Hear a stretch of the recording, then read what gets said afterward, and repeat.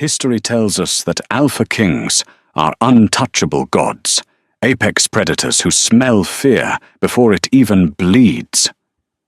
But history is written by the survivors. And on the night of December 21st, Silas Blackwood, the most feared Alpha in North America, didn't smell a thing. There was no growl, no warning, no shift in the wind. The killer was standing 3 feet away, smiling, holding a glass of champagne, laced with a poison that cost $3 million an ounce. The entire Royal Guard missed it. The beta missed it. The cameras missed it. The only person who saw the assassin wasn't a warrior. It was a 22-year-old Omega waitress named Sienna, who was terrified of her own shadow, and what she did next shattered the hierarchy forever. The grand ballroom of the Blackwood estate in Aspen was suffocating, despite the sub-zero temperatures outside. It was the night of the Winter Solstice Gala, an event that felt less like a celebration and more like a political hostage situation. Crystal chandeliers worth more than most Pac-lands hung from the vaulted ceiling, casting fractured light over 300 of the country's most dangerous werewolves. Sienna Calloway adjusted the collar of her stiff uniform. She was invisible here. That was the rule of her existence. As an Omega working the catering shift, she was trained to be furniture. Pour the wine, clear the plate, don't make eye contact, don't exist.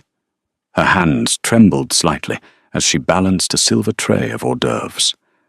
She kept her eyes on the floor, navigating the sea of velvet gowns and Italian suits.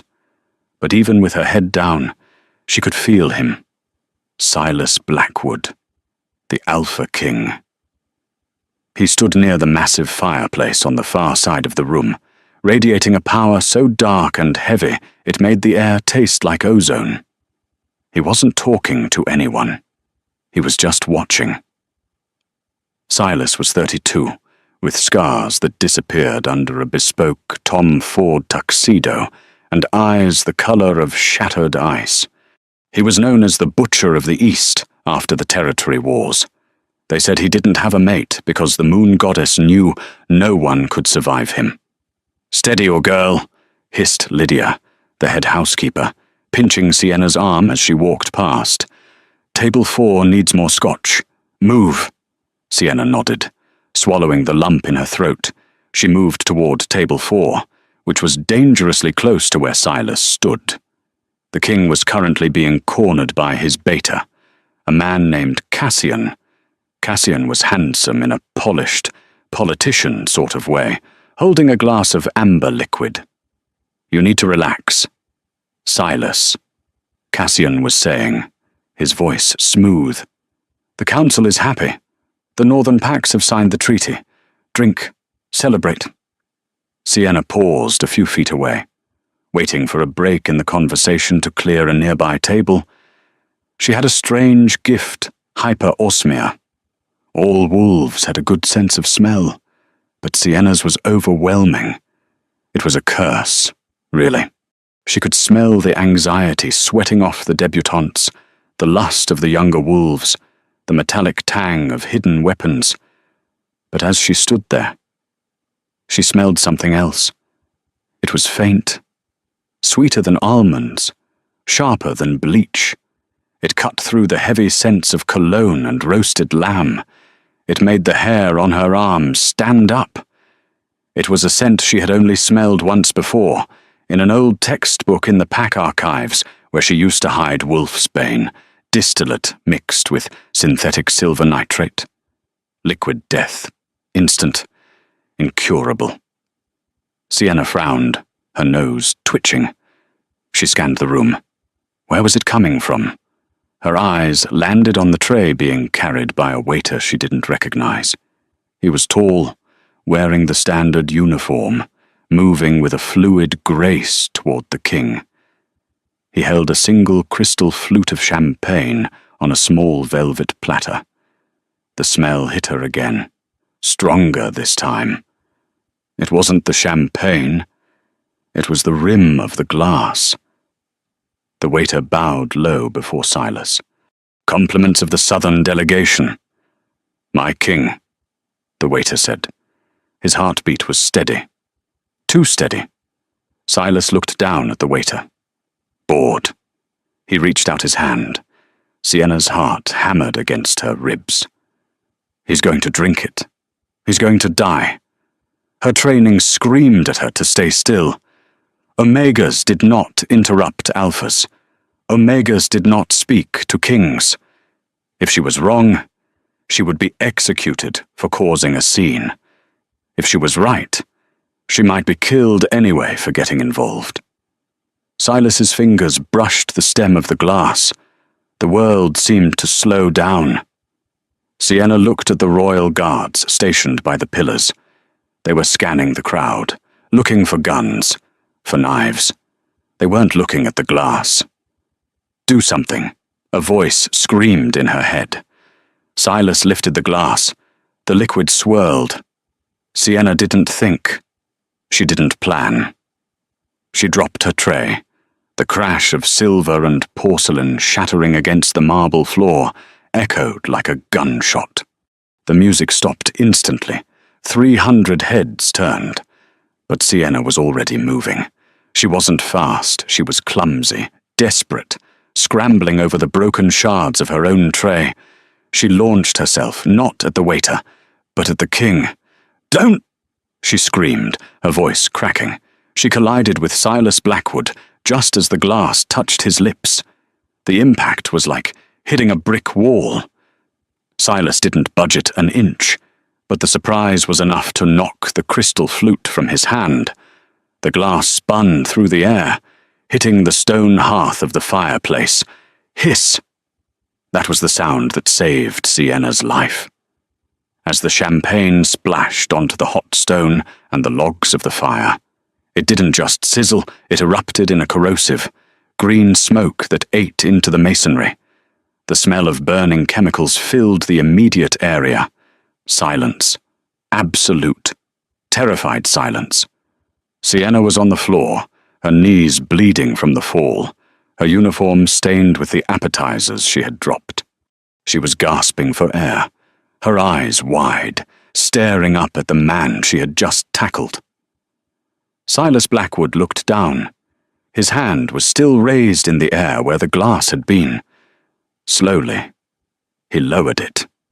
He looked at the smoking stone where the drink had landed. Then, he looked at the waiter. The waiter's face had drained of color. The steady heartbeat was gone.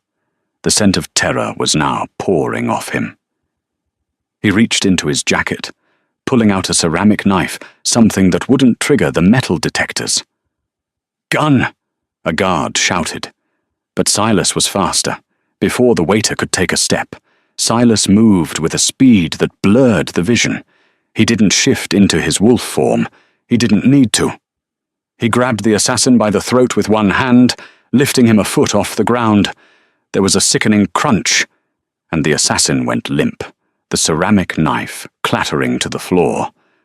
Silas tossed the body aside like a rag doll. Chaos erupted. Screams. Guards swarming. "Secure the exits. No one leaves." Cassian, the beta, was shouting orders, his face pale. "Get the medical team. Seal the perimeter." But Silas wasn't listening to them. He turned slowly, his chest heaving, his eyes glowing a violent, feral amber. The wolf was at the surface, enraged that someone had tried to kill him in his own home. He looked down at the floor. Sienna was curled into a ball, trying to make herself as small as possible. She was shaking so hard her teeth chattered. She knew what happened next. She had touched the king. She had caused a scene. She was an Omega. A pair of polished black dress shoes stopped in front of her face. "Stand up," Silas commanded. His voice was a low rumble that vibrated in her chest. Sienna tried to push herself up, but her hand slipped on the slick floor. She winced.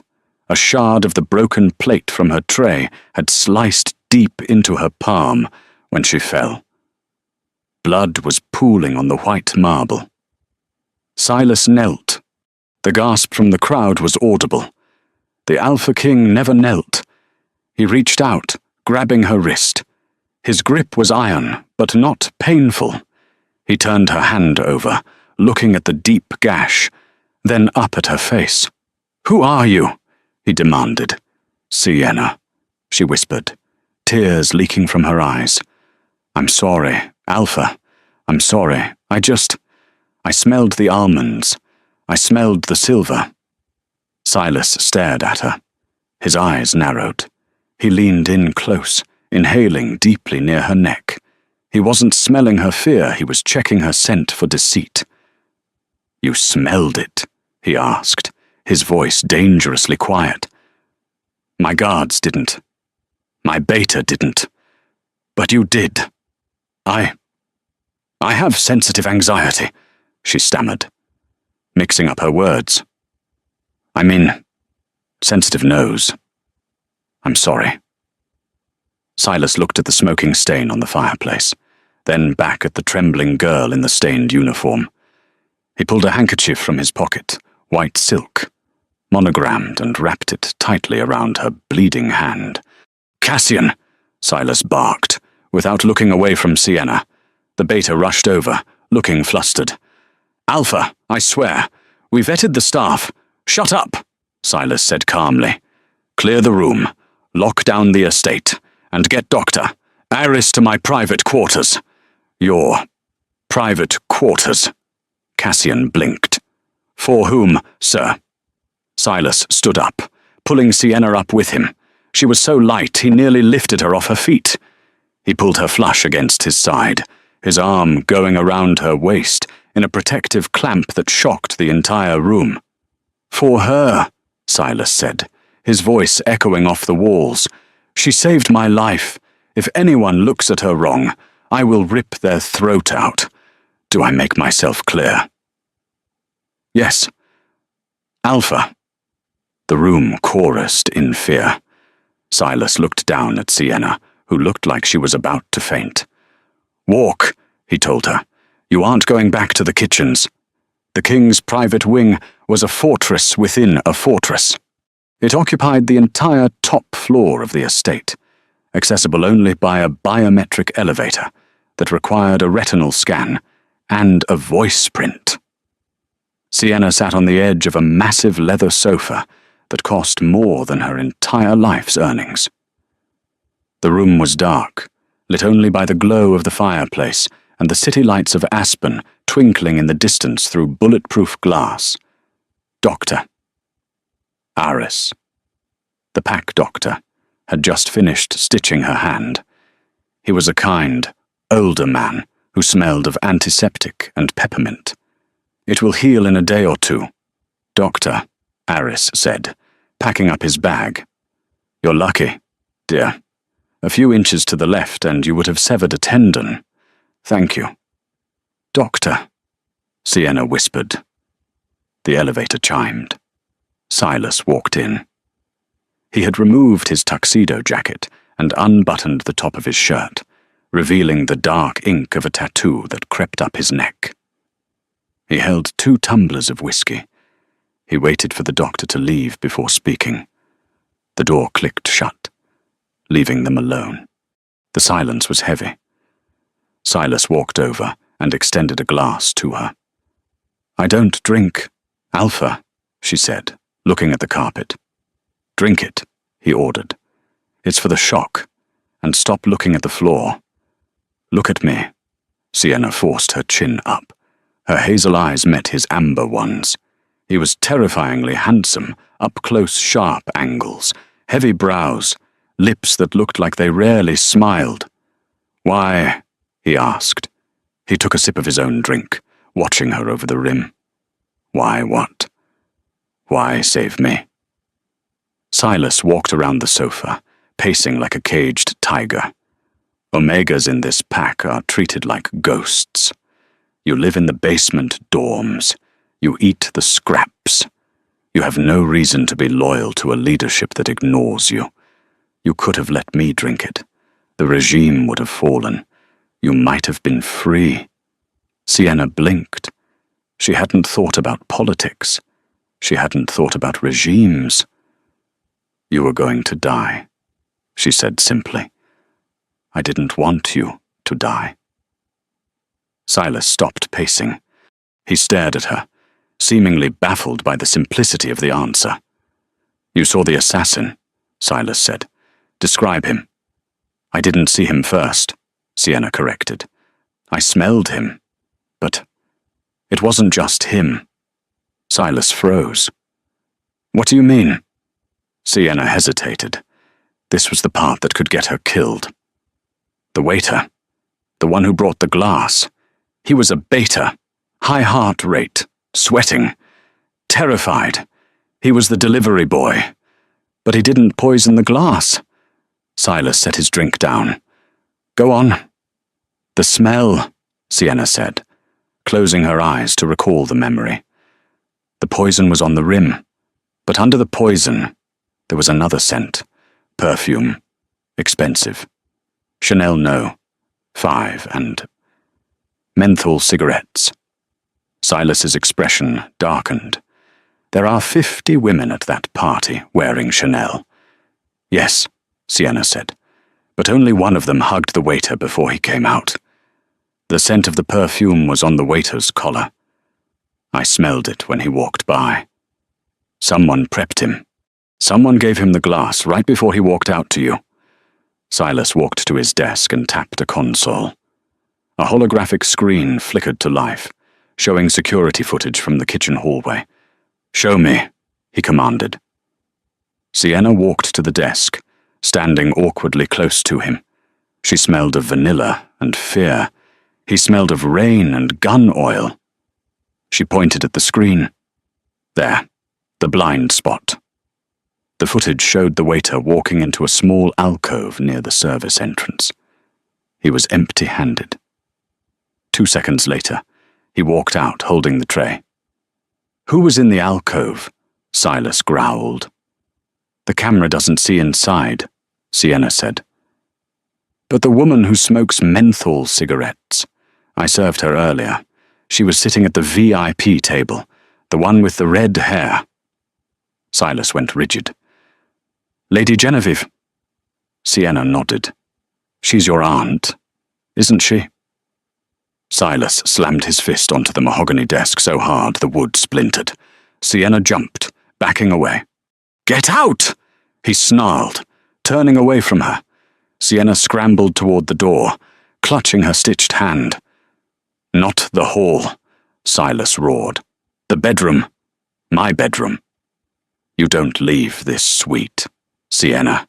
If Genevieve is the traitor, then she knows you saw the waiter. She knows you have the nose. You are the only witness I have. He turned back to her, his eyes blazing. You are not a servant anymore, Sienna. As of this moment, you are my personal asset. You sleep where I sleep. You eat what I eat. And you smell everything that comes near me. Alpha, I can't.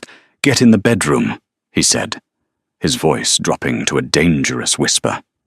Because if you walk out that door, you're dead before you reach the elevator.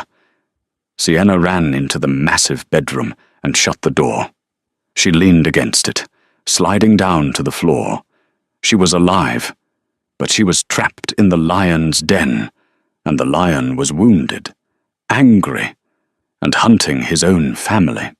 And the worst part, when he had pulled her close in the ballroom, when his scent had wrapped around her, her inner wolf hadn't whimpered in fear.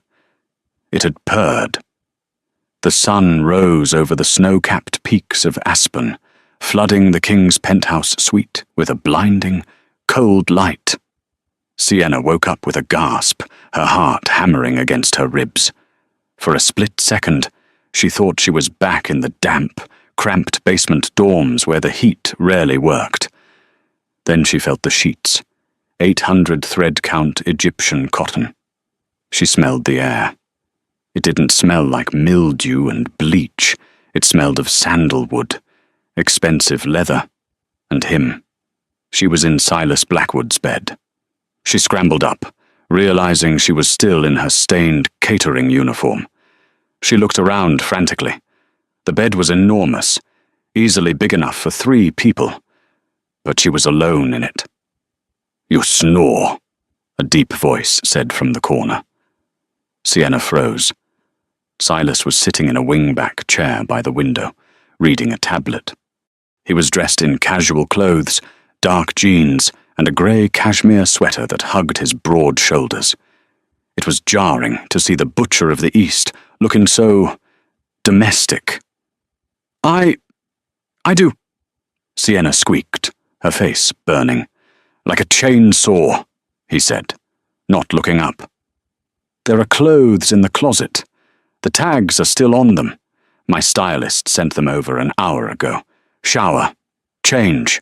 We have work to do." Sienna didn't argue. She bolted for the bathroom. It was larger than her entire dorm room, with a shower that had 10 different nozzles. She scrubbed the smell of the kitchen off her skin, watching the dried blood from her hand swirl down the drain. When she came out, she found the clothes, no maid uniforms. These were high-end winter clothes, thick wool sweaters, tailored trousers, and soft leather boots. She dressed quickly, feeling like an imposter. When she stepped back into the main room, breakfast was waiting, a cart full of pastries, eggs, and fruit. Sienna's stomach growled loudly. "Eat," Silas commanded. He was standing by the table now, his arms crossed. "Aren't you eating?" she asked, reaching for a croissant. "Not until you check it," he said darkly. Sienna paused, her hand hovering over the food. "You think someone poisoned your eggs?" "Someone tried to kill me in the middle of a ballroom with 300 witnesses. Sienna, I don't trust the chef. I don't trust the guards. I don't trust the air." He gestured to the cart. "Smell it." Sienna closed her eyes. She leaned over the food, taking a deep breath. She sorted through the layers of scent. Butter, yeast, raspberries, bacon grease, black pepper. "It's clean," she said, opening her eyes. "Just food." Silas relaxed visibly, his shoulders dropping a fraction of an inch. He sat down and began to eat with a predatory efficiency. He gestured for her to join him. As they ate, Silas pushed a heavy file folder across the table. "Lady Genevieve," he said, "my father's sister. She has run the Pack Council for 20 years. If she wants me dead, it's because she wants to install my cousin, Sterling, on the throne." "Sterling?" Sienna asked. "The one who drives the red Ferrari and crashed it into the fountain last summer." "The very same," Silas grunted. "He's an idiot, but he's malleable. Genevieve can control him. She can't control me." He pulled a piece of paper from the file. It was a handwritten letter on heavy, cream-colored stationery.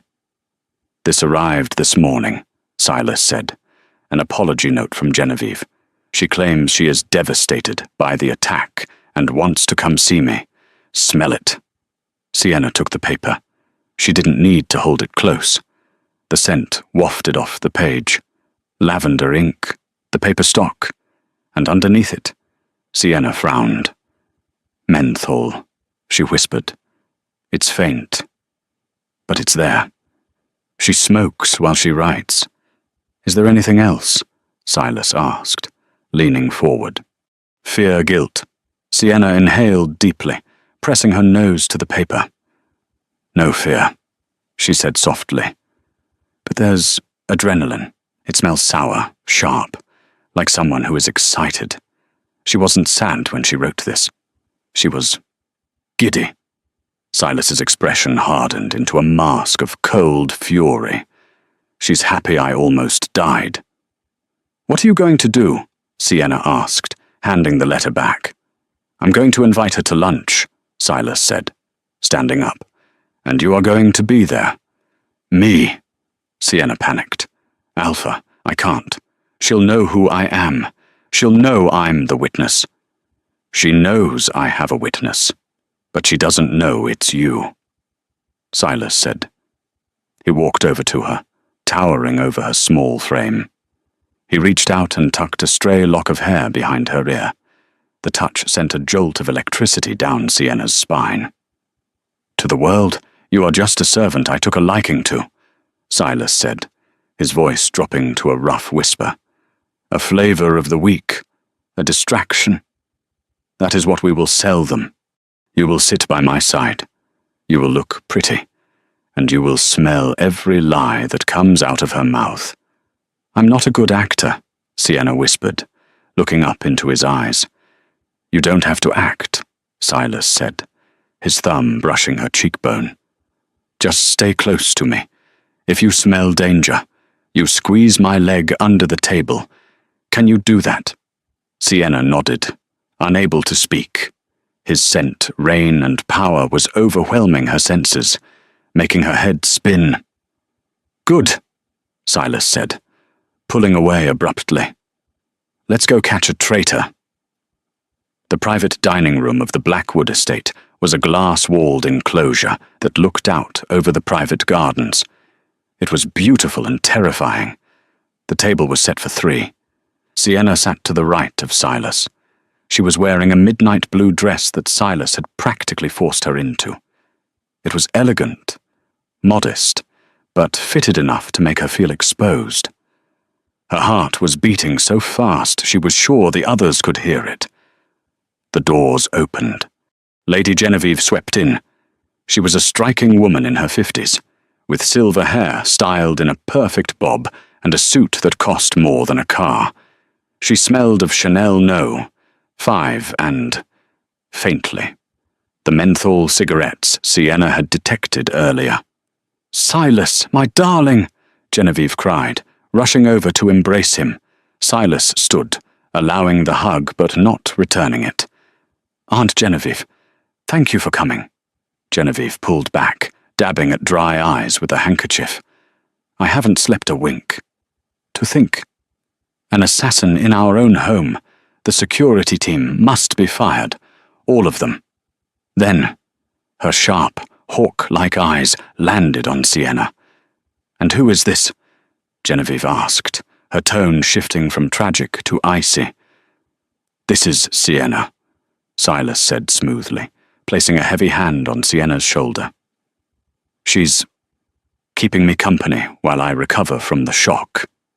Genevieve's eyes raked over Sienna, dismissing her as nothing more than a bed warmer. "I see. Well, I suppose you need comfort in these trying times." They sat. The lunch was tense. Servants brought out plates of roasted quail and truffle risotto.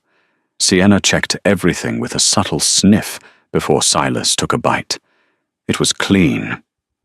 "So," Silas said, cutting his meat, "do we have any leads on the assassin?" "The investigation is ongoing," Genevieve said, sipping her wine. "My sources tell me it might be a rogue faction from the West. They've been unhappy with the trade tariffs." Sienna sniffed the air. Lie. The scent of deception was distinct to her. It smelled like sulfur-rotten eggs mixed with burnt rubber. It flared from Genevieve the moment she mentioned the West. Sienna reached under the table and squeezed Silas's thigh. His muscle twitched under her hand, acknowledging the signal. "The West?" Silas asked, his voice even. "That's interesting. I thought our relations with the West were improving." "Oh, you know how they are." Genevieve waved a hand dismissively. "Barbarians. But don't worry, Silas. I have spoken to the council. We are ready to authorize a full strike on the western borders to retaliate. Sulfur. More sulfur." Sienna squeezed his leg again. Harder. Genevieve was trying to start a war. She was using the assassination attempt which she orchestrated as an excuse to wipe out the Western Pax. Silas took a slow sip of his water. "A strike seems premature, Aunt. We need proof." "Proof," Genevieve's voice rose slightly. They tried to poison you. What more proof do you need?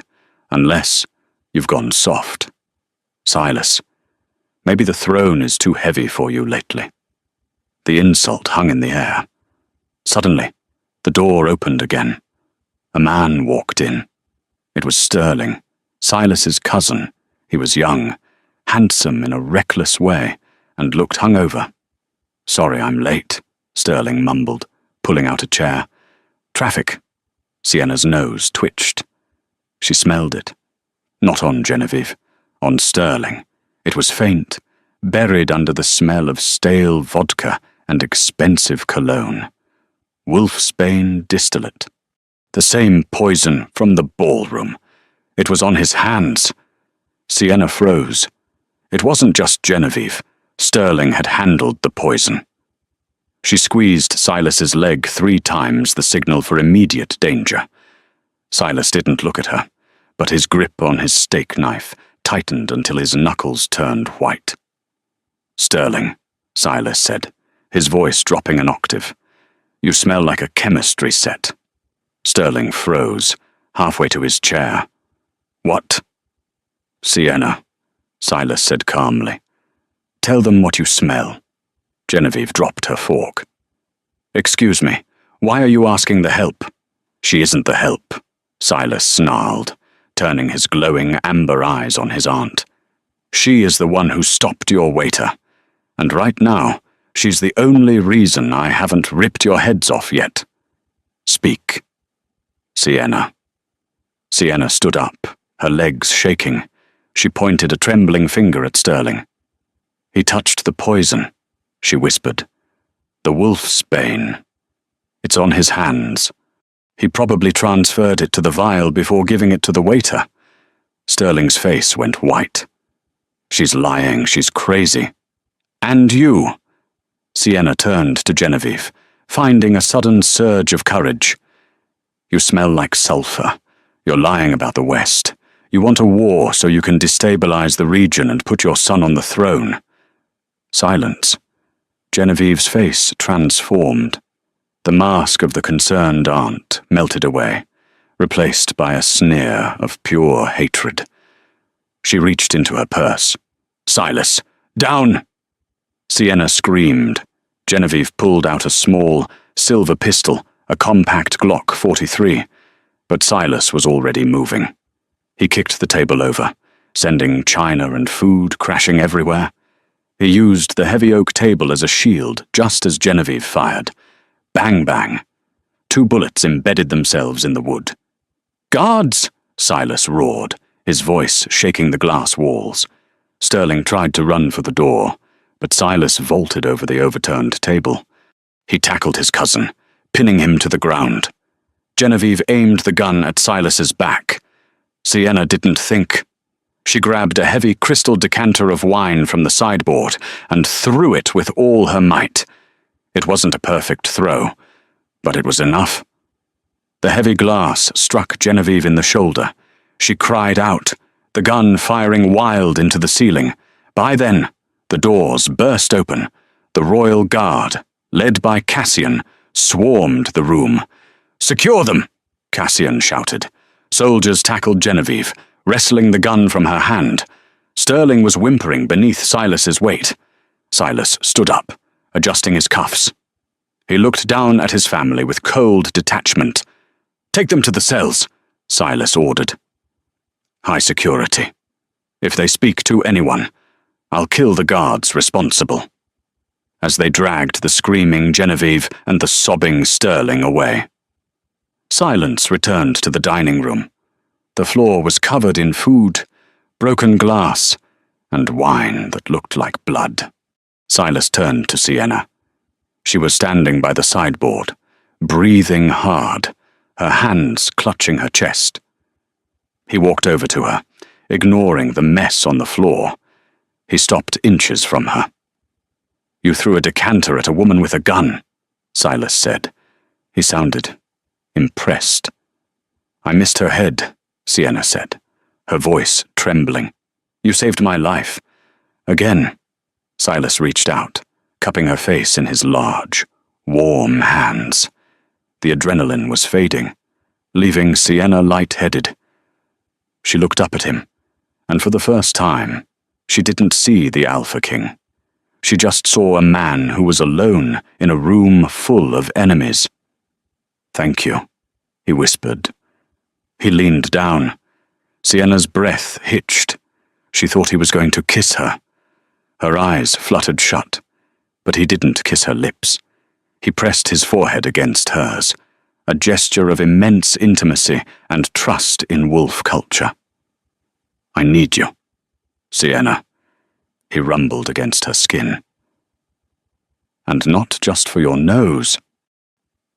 Sienna's heart soared, but before she could respond, Cassian ran back into the room. "Alpha," Cassian said, breathless. "We have a problem." Silas pulled back, his eyes instantly cold again. "What? Genevieve?" "She was laughing while we dragged her away," Cassian said. "She said the poison was just Plan A. She said, 'Check the water supply.'" Silas and Sienna exchanged a horrified look. "The reservoir," Silas said, his face paling. "It feeds the entire Pack village." Sienna sniffed the air. The wind was blowing in from the north, where the water treatment plant was. "I smell it," she whispered, horror choking her voice. "Almonds. It's not just a vial, Silas. It's tons of it."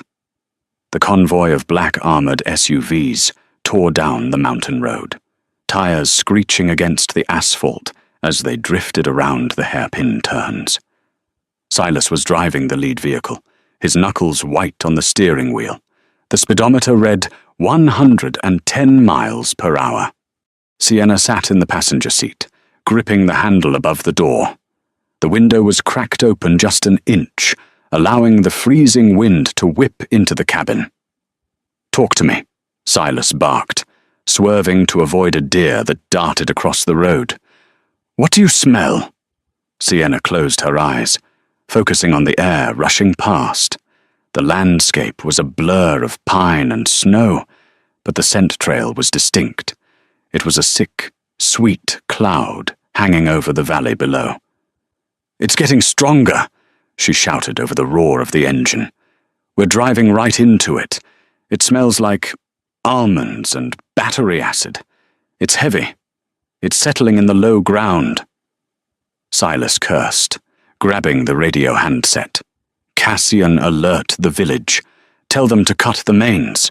Do not open a single tap. If anyone drinks the water, they're dead. Do you copy? Copy. Alpha."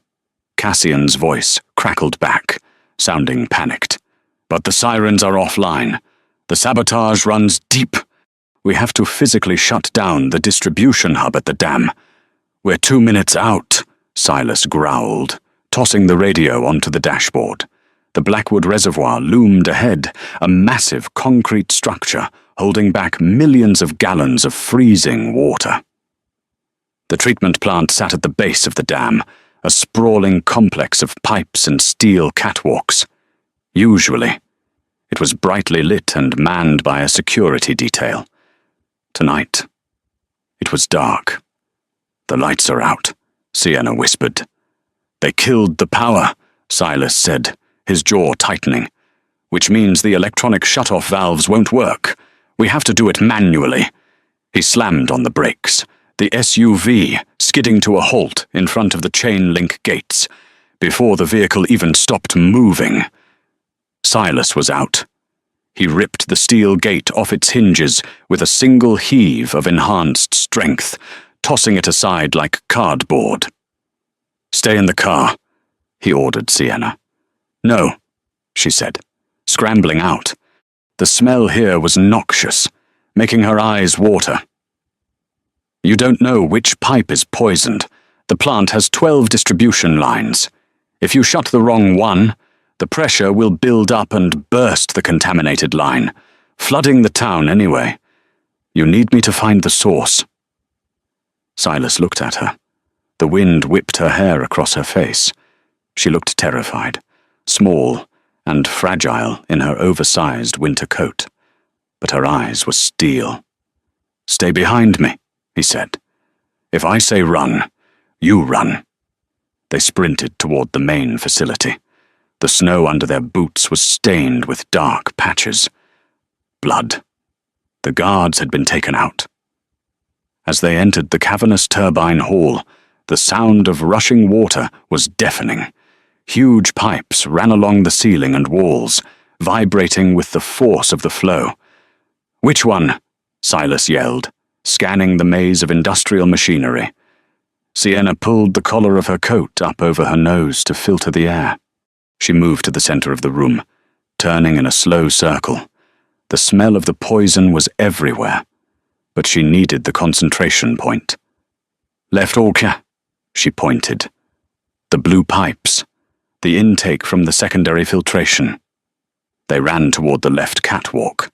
Suddenly, a shot rang out. Ping, a bullet ricocheted off the railing inches from Silas's hip. "Cover!"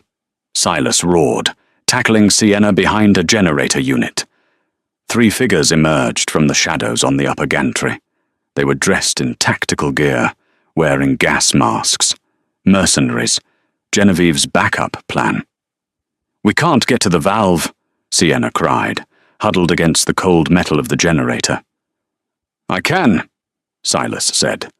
His eyes shifted, the human iris consumed by the wolf's glowing amber. A low, guttural growl vibrated in his chest. "Stay here. Count to 10. When they're dead, you turn that wheel." Silas moved. He didn't run. He exploded into motion.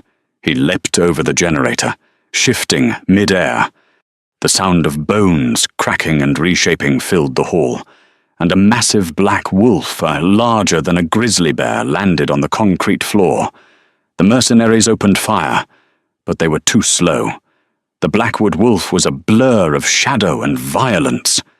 He scrambled up the vertical support beams, his claws tearing through steel. He reached the gantry in seconds. The first mercenary didn't even have time to scream before he was thrown over the railing, falling 50 feet to the floor below. Sienna squeezed her eyes shut, covering her ears as the sounds of the slaughter echoed in the cavern. Count to 10. 1, 2, 3. Silence fell, broken only by the hum of the turbines and the heavy panting of the wolf. Sienna peeked out. The upper gantry was clear. Silas, still in wolf form, stood at the edge, looking down at her. He barked once, a sharp, commanding sound. "Go!" Sienna scrambled up the metal stairs, her breath coming in ragged gasps. She reached the platform where the blue pipes converged. There was a massive red wheel labeled Emergency Divert. She grabbed it. It was freezing cold and slick with oil. She pulled, gritting her teeth. It didn't budge. "It's stuck!" she screamed. "Below!" The wolf growled. He leapt down, shifting back into human form as he landed in a crouch. He was naked, steam rising from his skin in the freezing air. But he didn't seem to feel the cold. He grabbed a discarded tack vest from one of the fallen mercenaries to cover himself and ran up the stairs to join her. "Let me," Silas said. He gripped the wheel. His biceps bulged, veins popping against his skin. He roared with effort, straining against the rusted mechanism. Creak! The metal groaned, slowly, agonizingly. The wheel began to turn. "It's working!" Sienna cried. "Keep going. It's rusted. Shut!" Silas gritted out. Suddenly, Sienna smelled something new, a sharp, burning scent coming from the pipe itself. "Silas, wait." She grabbed his arm. The pressure, the poison. It's reacting with the chlorine in the water. It's creating gas. If you open the diversion valve too fast, the pipe will explode. Silas froze. "We have to dump the water. Sienna, we have no choice." "Not that way," she said, her mind racing. She looked around frantically. She spotted a smaller maintenance hatch on the side of the pipe, held shut by bolts. "We have to breach the pipe before the valve," she said. "We have to vent the gas. Then we can turn the wheel. Do you have claws?" Silas looked at his hands. "I can bring them out." "Slash the gasket." She pointed to the rubber seal on the hatch. "Right there. It will spray, but it will lower the pressure. It will spray poison. Sienna, if it touches you." "I'll stand back," she said. "Just do it." Silas didn't hesitate. He elongated his claws, turning them into razor-sharp daggers. He slashed the rubber seal. Hiss! A jet of pressurized, tainted water sprayed out like a fire hose. Silas took the brunt of it, shielding his face with his arm. The water hit his skin. Sizzling. "Silas." Sienna screamed. "Turn the wheel," he roared, not moving from the spray. "Now." Sienna grabbed the red wheel again. With the pressure venting, it moved. She spun it once, twice, 3 times. A deep thud echoed through the plant as the internal floodgates shifted. The sound of rushing water changed pitch as the flow was redirected from the village mains into the emergency spillway that led to the uninhabited canyon. "It's done!" Sienna collapsed against the railing. "It's diverted." Silas stepped back from the spray. His arm and chest were red and angry, chemically burned by the wolfsbane mixture. He stumbled, his regeneration factor fighting hard against the poison absorbing into his skin. "Silas." Sienna scrambled over to him.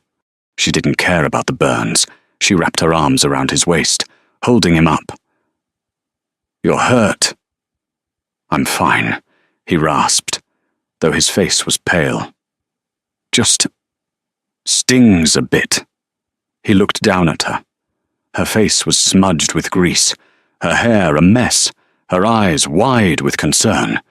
"You did good. Little wolf," he whispered. The adrenaline finally crashed. Silas's knees buckled. 2 hours later, the scene at the dam was controlled chaos. Medical teams, pack warriors, and engineers swarmed the facility. Sienna sat on the back of an ambulance, a shock blanket wrapped around her shoulders. A medic had checked her vitals. She was exhausted, but unharmed. Silas was inside the mobile command unit. He had refused to go to the hospital, insisting the pack doctor treat his burns on site so he could direct the cleanup. The door to the command unit opened. Silas walked out.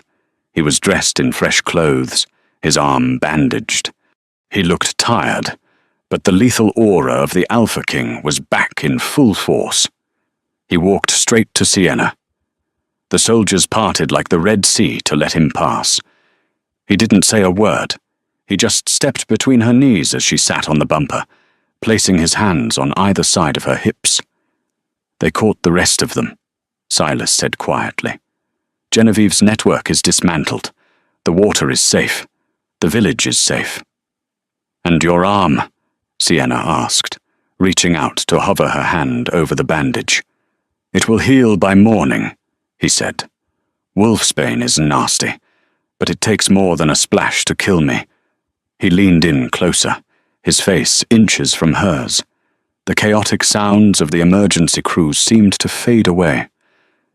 "You saved the entire pack tonight." "Sienna," he said. "Do you know what that means?" Sienna shook her head. "I just did what I had to do." "No," Silas said, intense. "You did what a queen would do." Sienna's breath hitched. "Silas, I'm just a waitress. I'm an Omega." "I don't care about rank," Silas said, his voice fierce. "I care about loyalty.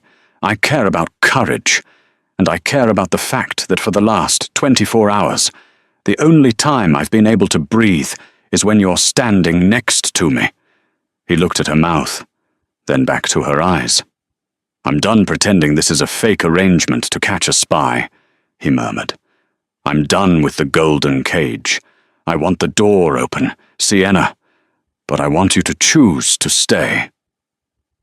Sienna looked at him, this powerful, terrifying man who had terrified the world but had burned himself to save her. Her nose picked up his scent. It wasn't just rain and power anymore. It was devotion. I don't have anywhere else to go, she whispered, a small smile playing on her lips.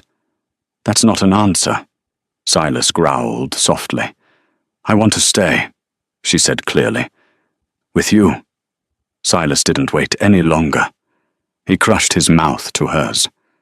It wasn't a gentle kiss. It was possessive, desperate, and searing hot, fueled by death, defied, and a bond that had snapped into place the moment she smelled almonds in a ballroom. Sienna's hands tangled in his hair, pulling him closer, her heart hammering a rhythm that matched his own, when they finally broke apart. Silas rested his forehead against hers. Let's go home, he said. 3 months had passed since the night of the winter solstice gala. The snow in Aspen had melted, replaced by the pale green shoots of spring. But the change in the Blackwood pack was far more profound than the turning of the seasons. The execution of Lady Genevieve and the exile of Sterling had sent shockwaves through the werewolf community. The Butcher of the East had cleaned house, but instead of ruling with an iron fist of fear, something strange was happening. Silas Blackwood was smiling.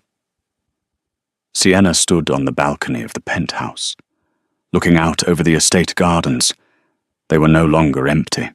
The Omega dorms had been renovated. The staff wages had been tripled, and tonight, the gardens were filled with music. It was the spring equinox ball. Sienna adjusted the strap of her gown.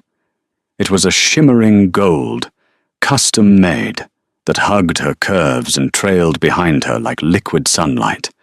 She wore no jewelry except for a single, massive diamond necklace, the Blackwood heirloom, a stone that had only ever been worn by the pack matriarch. You're hiding again, a voice rumbled behind her. Sienna turned, a genuine smile lighting up her face. Silas stood in the doorway. He looked devastating in a black tuxedo, but the hardness around his eyes was gone. He looked at her with a warmth that still made her knees weak. I'm not hiding, Sienna lied, walking over to him. I'm just breathing. It's a lot of people. It is, Silas agreed. He wrapped his arms around her waist, pulling her flush against him. But they aren't here for the free champagne anymore. They're here for you. It was true. The story of the Omega who smelled death had become a legend. The shy waitress who had tackled a king, thrown a decanter at a traitor, and saved the village water supply was now the most popular figure in the territory. I still get nervous, she admitted, resting her head on his chest. You don't need to be, Silas whispered into her hair. You have the nose of a bloodhound and the heart of a lion. And besides, he pulled back, his eyes twinkling with a secret. You hove me. He reached into his pocket and pulled out a small velvet box. Sienna's breath caught. Silas. I didn't do this the traditional way, Silas said, his voice thick with emotion. I claimed you in a crisis. I moved you in to catch a spy. But I never asked you the most important question. He got down on one knee. For the second time in her life, Sienna watched the Alpha King kneel before her. But this time, there was no poison, no assassins, no fear, just love. Sienna Calloway, Silas said, opening the box to reveal a ring that matched the necklace, a yellow diamond surrounded by black obsidian. You saved my life, but you also saved my soul. I don't want to rule this kingdom alone. I don't want to live another day without your scent in my air. Will you be my mate, my queen? Tears spilled down Sienna's cheeks. She didn't smell any deception. She didn't smell any sulfur or rot. she smelled forever. Yes, she whispered, choking on a sob. Yes, Alpha. Yes, Silas. Yes. He slid the ring onto her finger and stood up, lifting her into his arms and spinning her around. Laughter bubbled up from her chest, a sound she hadn't made in years. Silas carried her back toward the ballroom doors. "Ready to go tell them?" he asked. Sienna looked at the man who had given her a voice, and then at the ring on her hand. She took a deep breath. She smelled the perfume of the guests, the wax of the candles, the roast duck from the kitchen, but mostly, she smelled hope. "I'm ready," she said. Silas kicked the doors open. The music stopped. The crowd turned, and as the Alpha King and his Omega Queen walked into the light, hand in hand, no one looked at them with fear. They bowed, not out of duty, but out of respect for the girl who saw the assassin when no one else could. And that is the story of how a shy Omega waitress went from invisible to invaluable. It reminds us that strength isn't always about how loud you can roar or how hard you can hit. Sometimes, true power is simply paying attention when everyone else is looking away. Sienna proved that even the smallest person can change the course of history if they are brave enough to trust their instincts. Wow, what a journey. If your heart was racing when Silas and Sienna were trapped in that water plant, hit that like button right now. I want to know, do you think you would have been brave enough to tackle the Alpha King like Sienna did? Let me know in the comments below. And if you love werewolf romances with high stakes, plot twists, and powerful alphas falling for underdogs, make sure you subscribe and ring the bell notification. I have a brand new story coming next week about a rejected mate who returns as a billionaire CEO, and you do not want to miss it. Thanks for watching, and I'll see you in the next video.